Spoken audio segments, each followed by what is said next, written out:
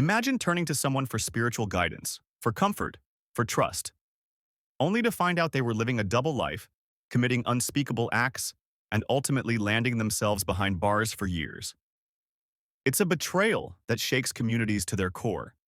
In the past year alone, we've seen a distressing number of church pastors across America sentenced to significant prison terms for truly shocking crimes.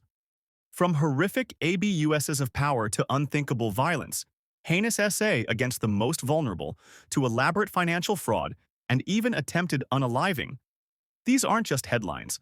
They're stories of profound broken trust. In this video, we're revealing 13 church pastors who, within just the past year, have been sentenced to years in prison for serious and, frankly, shocking crimes.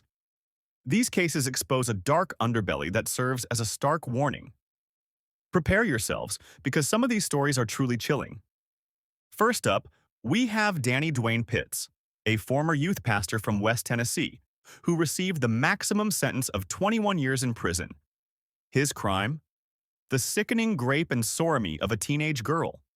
This abuse, first reported in 2007, was alleged to have continued for years, beginning when the victim was just 12 or 13.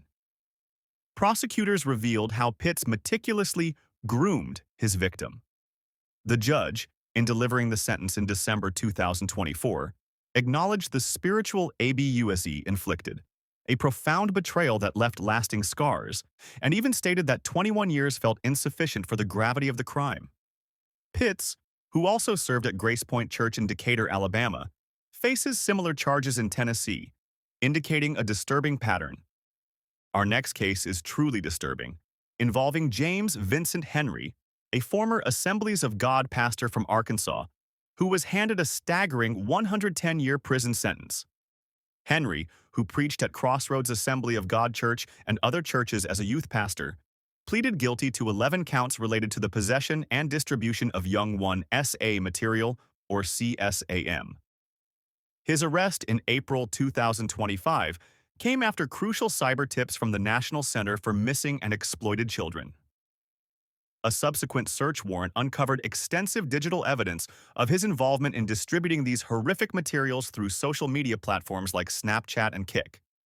Each count earned him 10 years, running consecutively, summing up to a century and a decade behind bars.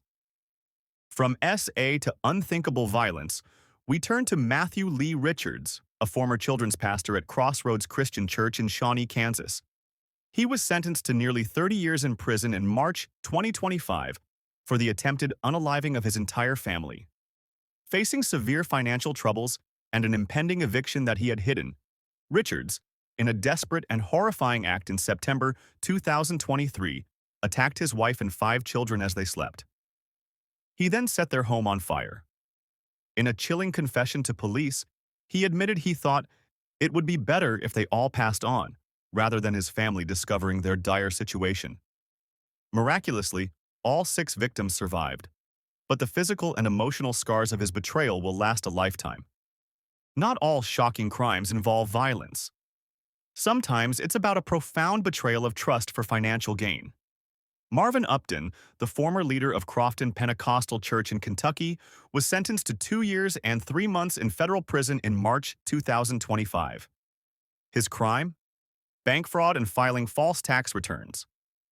From 2013 to 2016, Upton orchestrated a scheme to defraud an elderly parishioner suffering from dementia, stealing a significant amount of money. He then compounded his crime by filing false tax returns to hide this ill-gotten income. In addition to his prison time, Upton was ordered to pay $500,000 in restitution to the victim's estate and over $220,000 to the IRS, a stark reminder that white-collar crime, especially against the vulnerable, carries serious consequences. Back to the horrific realm of SA, we have Samuel McKini, a former pastor from Irvine, Kentucky, sentenced to 20 years in prison in June 2025. His conviction stemmed from a decades-old SA case. The victim, now 50 years old, bravely came forward in 2023, alleging that McKini had repeatedly abused her, approximately once a month from 1982 to 1985, starting when she was just a child. A jury in Estill County recommended the 20-year sentence. Due to Kentucky law, McKini will be required to serve 85% of his sentence before parole eligibility and will remain a registered sex offender for life, finally bringing some measure of justice to a long-suffering victim. Another case involving Young 1SA material is that of Ashley James Krauss, a 53-year-old former pastor of New Vision Baptist Church in Granite Falls, North Carolina. Sentenced to 10 years in federal prison and lifetime supervised release in February 2025, Krauss's downfall began with a tip from the National Center for Missing and Exploited Children. Investigators found over 1,200 videos and 450 images of Young 1SA on his digital devices, along with a book detailing Young 1 ABUSE and anti-forensic software. Krauss admitted to downloading and collecting Young 1 pornography for 5 to 6 years, even viewing it while conducting church business, a truly sickening abuse of his position. Ryan Daniel Crawford, a former assistant pastor at First Baptist Church in Pineville, Missouri, was sentenced to 25 years in federal prison without parole, plus 20 years of supervised release in January 2025. Crawford, 33, pleaded guilty to producing Young 1 porn. He admitted to the horrifying act of touching a 9-year-old victim's genitals and photographing them with his cell phone while the child was sleeping. Intimate, explicit images were later found on his phone during the investigation. His case was a critical part of Homeland Security investigations' Operation Predator, an international initiative dedicated to safeguarding children from sensual exploitation.